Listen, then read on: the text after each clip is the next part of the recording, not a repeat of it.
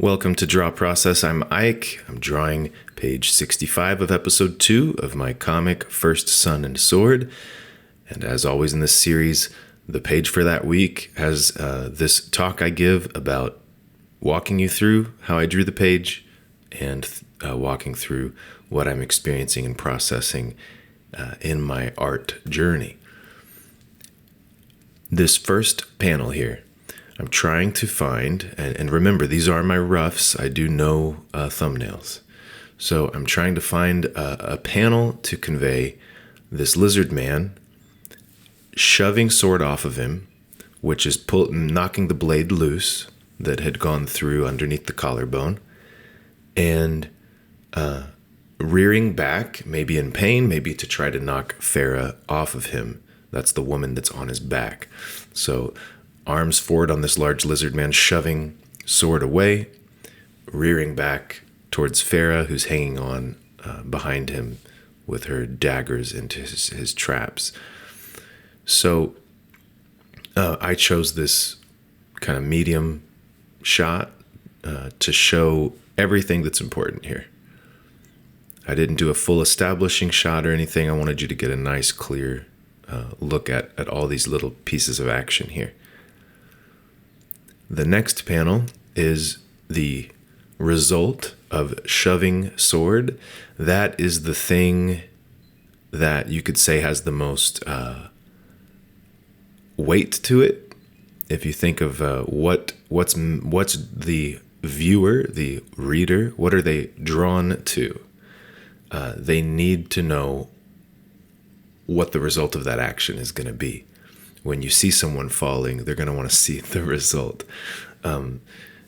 The storytelling, the visuals themselves will give a sense of guidance to you on what you need to show next. So most important, sword getting thrown into the water. He's been launched 15 feet or so. It's a pretty good, maybe more, a really good shove here. And so I have him hitting the water and the lizard man with Farah on his back, and we can see Sun in the middle. I've brought Sun back into the shot. Where possible, I try to not go too long before bringing someone back into the shot. If they're present, if they're physically present in the scene, you want to be able to see them in the scene to help you track everyone and where they're at, because this is playing out in the reader and the looker's mind as a story, as animated. That's my goal. I want this to feel like it's coming to life. So they're filling in the gaps in between each of these still images.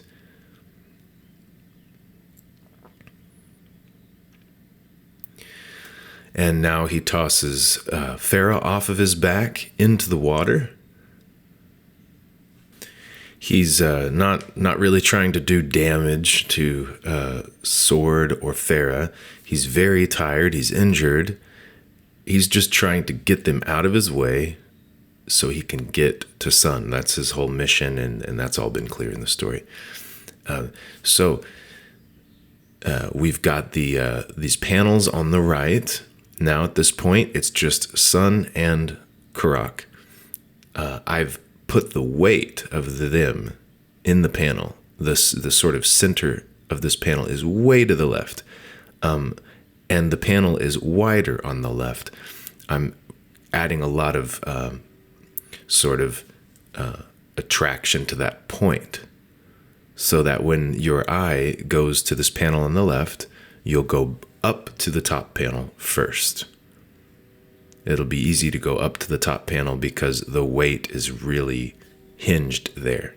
So you go to that first panel, it's more to the left. And then to the right is a close-up of Sun. And then we get two shots that really, they're like one shot. It's more like it's animated in a way. But those two panels at the bottom, we're going to see Karak look at the boy with a gleam in his eye, so to speak. So, you know, they have a moment where they look at each other. those pauses are very important, because we're trying to communicate the experience of the characters in the story, in the what they're experiencing.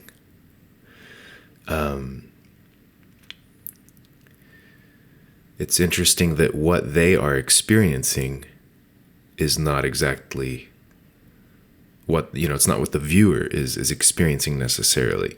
But we use the characters and their experience to communicate a story. Like the viewer is interested in what's going to happen to this character. Their choices, the way they confront an obstacle. Are they up a peg, up a notch, down a notch? Who's up now, who's down, and then are they back up? And what's the meaning of that? Is there a moral lesson to that or whatever? That's the kind of things that we're looking for in a story. That's not what the characters are looking for, right? They're having a different experience. But we need to convey their experience. So if it's action, you're missing something. And I've had that problem before because my comics I would try to do a 22-page comic, and I would try to squeeze everything into 22 pages. But now I let my books be as long as they need to be. I just go at the pace that the story wants me to go, which is letting me develop my voice more naturally. Like if it feels like there should be a moment for you to see their reaction, I put it there. If there should be a large establishing shot, I put it there. I don't need the restriction. Now I get that someday I might be faced with a situation, perhaps working on a book for an editor, publisher, whatever, where I really am limited in the number of pages. That's a problem for then. Like I have to be able to develop the breadth and depth. I got to get my dynamic ability I got to practice that and get good at that, and then I can restrict it as needed. That's how I think of what I'm doing by letting go of the reins, opening up the space for me to do this kind of playing.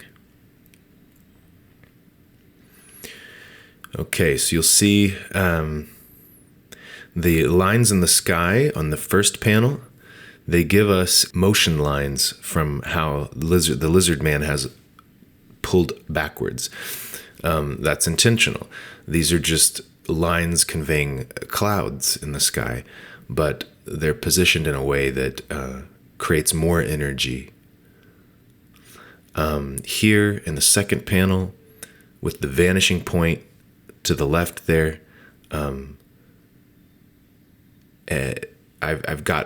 I've layered all of these figures in a pretty narrow panel. That's why they're close to the vanishing point. I'm layering them all. I'm letting each one break the silhouette of the one behind them until we get to Sword in the front. And I've made Sword substantially the majority of the panel. That's the most important piece, like I said earlier, the result of the action in the last panel. If you think of what is the important action that you want to convey, the important part of a panel, that doesn't have to be all that's in the panel. You could think of the golden ratio. Think of like maybe 70-30 split of information. Positive versus negative space. That applies across the board. In this regard, it would apply to the amount of the information in the panel that is the most important core information versus background information, perhaps. I mean, someone could have zero background information, but I tend to include it to some degree because I want the world to exist around what's happening. So in that panel, I could have simply shown Sword hit the water, and that would be all that's in the panel, is a splash of water and his body hitting the water. If I were to draw it that way, yes, it might be easier to draw. It would take less time and be a simpler drawing to execute. But that leaves out all the surrounding information. At the same time, you can't have all the surrounding information be so loud, so take up priority.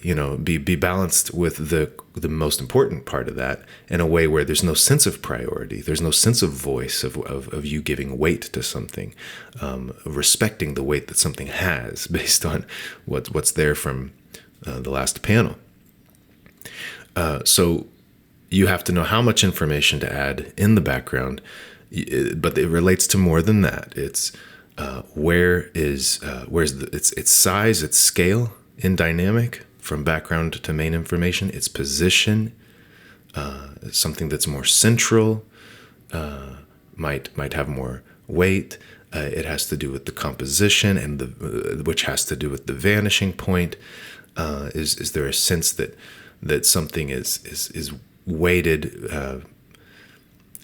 because it's near the vanishing point, or breaking maybe breaking some kind of symmetry? Like in this case, you've got everything growing from the vanishing point in these kind of down to the left diagonal lines, and then you have the main two characters here, the main action, making an X with everything else that's just background information.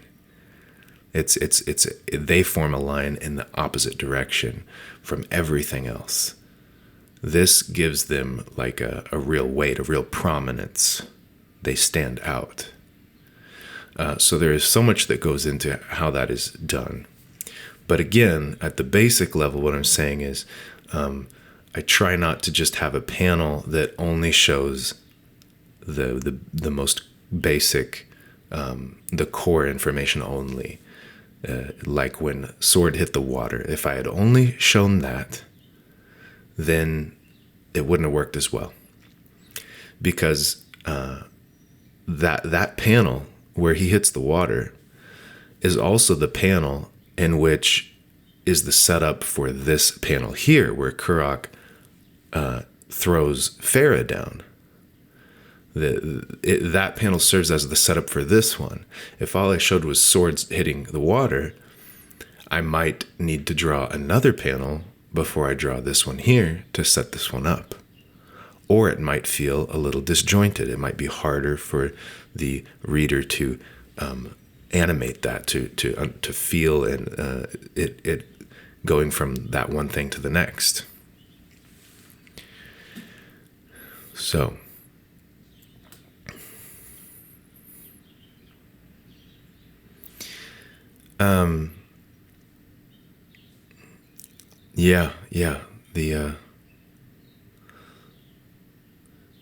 the close-ups, the cropping, the angled lines and to the panels, that's something I've been enjoying doing more of. This shot, it lets us see some of the resulting damage from everything Kurok has been through, all these injuries. We needed a moment for you to see the damage. So I wanted to make sure you could see some of that. That's why you can see some of his chest and shoulder there. And but then I really wanted to get to the close-up of his eye, because this is the moment, the first moment really, where Sun faces Kurok eye to eye. And yeah, that walks you through my decision making there. Again, about these compositions, maybe I'll say a little more. You'll notice that the positioning of the vanishing point is heavily related to the gesture, the dynamic kind of line in each panel, right? So in the first one, everything has this top left to bottom right kind of diagonal to it between Farah, Kurok, and sword, and even with the background, there's a substantial sort of line there. Like if you turned this just into black blobs on white, there's a certain shape there that's at a particular angle. The next panel is different than that one. There's variety. a lot of that variety has to do with the vanishing point when backgrounds are involved, especially. So there's a different angle to that one. And then this bottom left panel, your eye is coming down to this bottom left panel. And I want your eye to travel down to the center of that panel and see that action that's occurring. All of the lines in the background are flowing down and to the left. They're kind of bringing your eye to those figures. And that is the opposite direction of what was happening in the last two panels. So there's a different shape of that positive space, that blob of gesture to each panel. That will make it feel more like rhythm, like a dance, like a different note.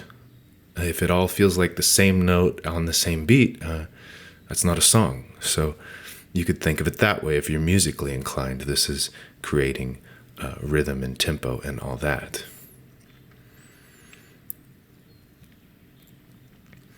That is, honestly, I think that's more what I'm looking for than some people. They look more for the composition of the entire page. They want the page as a whole to feel really self-enclosed, self-encapsulated, a story of the entire page from start to finish. It's really cool when people do it. Phil Hester's great at it. But for me, it's more this way I described it, this rhythm, this variation throughout, and letting that in itself kind of glues things together, because they go together, like the music.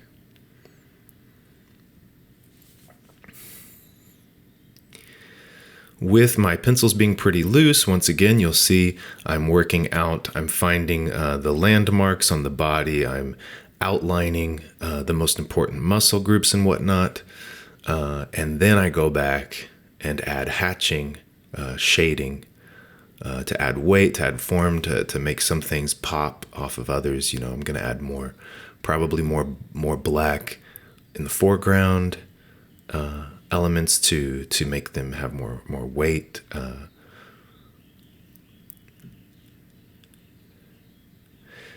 Some people will put more black in the background element. Let's say someone's running and there's a leg in the front and a leg in the back, and you just make the back leg solid black and the front leg white, until it's colored, I guess, if it is.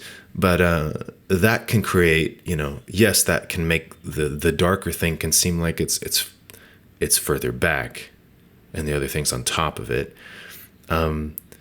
But that's something I'm careful with, because the truth is the things that are closer to us, unless they're too close, beyond our field, our field of view. If they're too close to us, they're almost a blur, right? They almost just kind of disappear.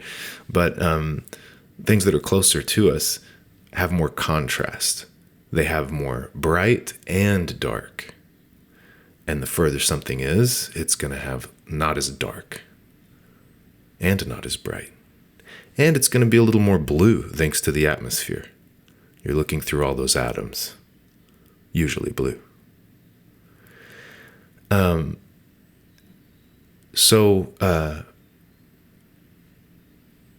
So yeah, I tend to not just put the things further back more black. Sometimes it's the things more in the foreground.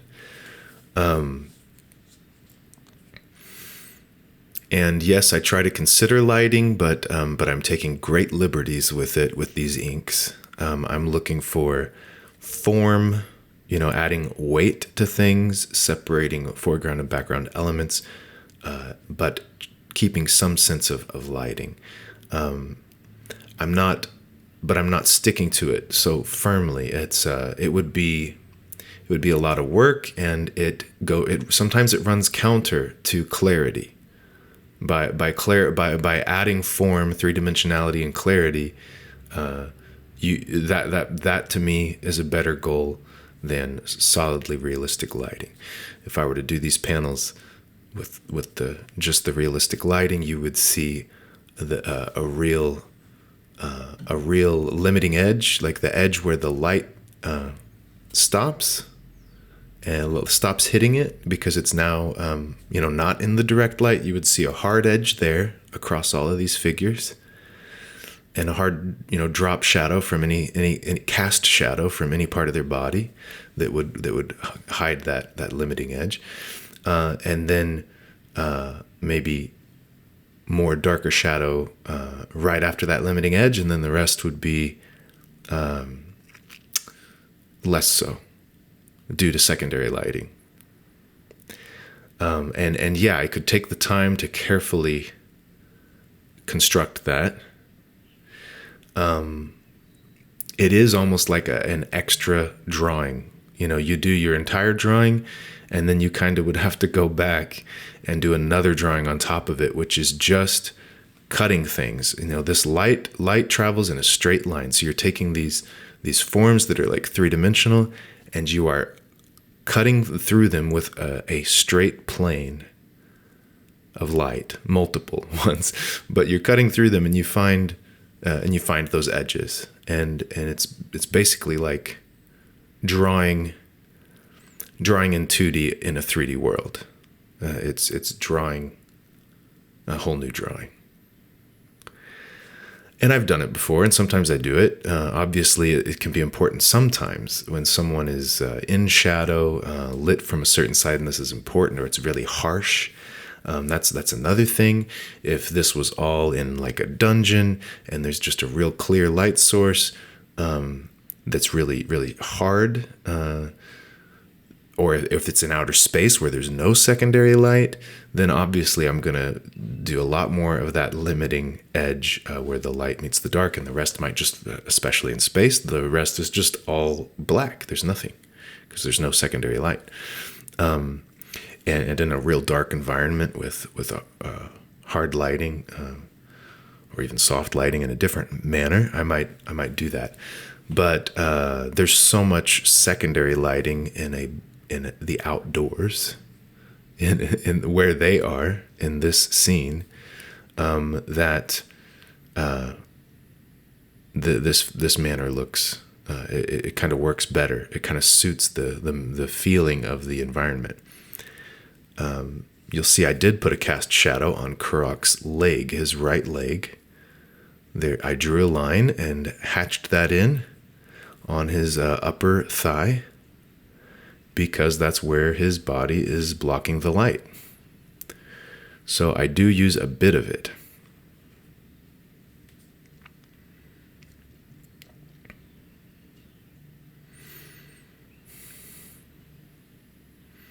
I made sure to draw her spear here because later we're going to see that she has collected that spear. I didn't want her to lose it just yet. So I wanted to show that it's within her reach at least. Make it a little believable that she ended up with it. It was sticking in his back, but he's moved so much it knocked it loose. Great. Okay. Great points today, I think. This has been fun. The scale is always a challenge with Kurok and humans. It's like exactly how much bigger is he? It's fun to make him substantially bigger, but I don't want to go too crazy with that. I like how his body is so large, but his head is not really any bigger than a human skull. It's smaller in a way, if you don't count like the snout. It's maybe smaller than a human head, which is just kind of fun. It exaggerates his large muscularness. If he had a large head, a really like a Tyrannosaurus Rex style head, then he would not look so big and muscular. It would make him seem more proportional. But giving him this kind of tiny and flat Komodo dragon style head is making his body look substantially more muscular and large. That's some of the design things I did with his character. I also tried to make his back so incredibly broad and even make his rib cage more flat. I'm not positive, but I think in preparation for even the first book, looking at different lizards, and I think I was seeing skeletons of alligators and crocodiles, and that their rib cages were more flattened. It wasn't as round as ours. I don't know why that is exactly, but that's something I pictured for him, is a more squished rib cage. So his chest is kind of caved in a bit. It doesn't stick out as much. Maybe the ribs flare out a bit. And then also giving him the really large back and lats help widen him out even more and make him seem more flat and wide. That's something I did. I also tried to give him longer forearms than upper arm, so that his proportions are, again, a little off from human. Yeah, I chose to give Sun some pretty large black eyes here. How I do eyes has been a developing thing I've noticed throughout this book and other ones, but I tend to, I'm doing it all in inks. I don't like to use the color in the eyes, regardless of how close you get to it. I try not to need color. So it's always an interesting play of how to do the iris and pupils, how to convey those with line work.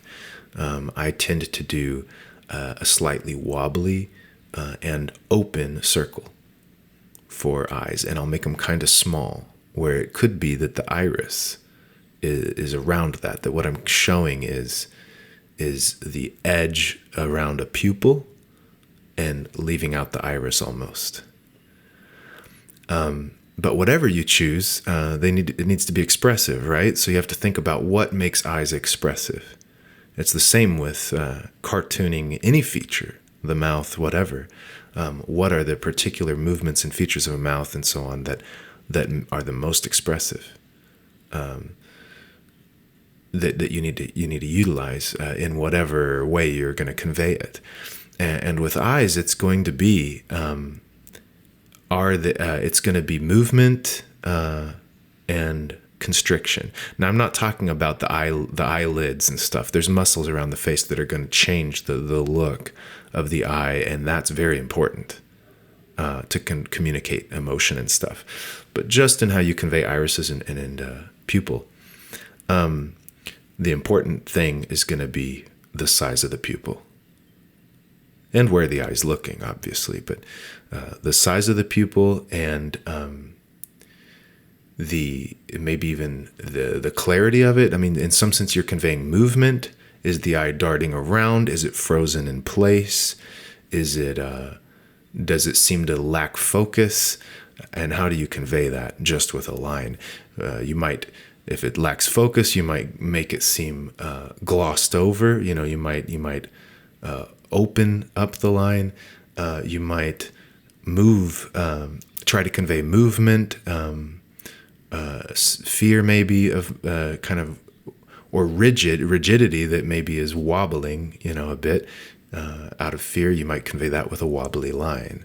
So that's what you play with.